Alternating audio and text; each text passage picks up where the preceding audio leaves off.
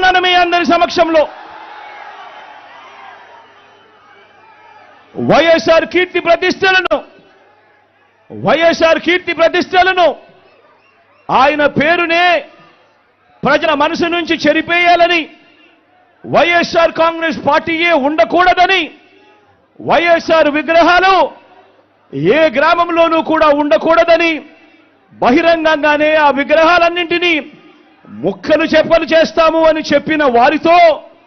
చెబుతున్న వారితో చేతులు కలిపిన వీరా వైఎస్ఆర్ వారసులు అని అడుగుతా ఉన్నాను. మరి ఇక్కడే ఆలోచన చేయమని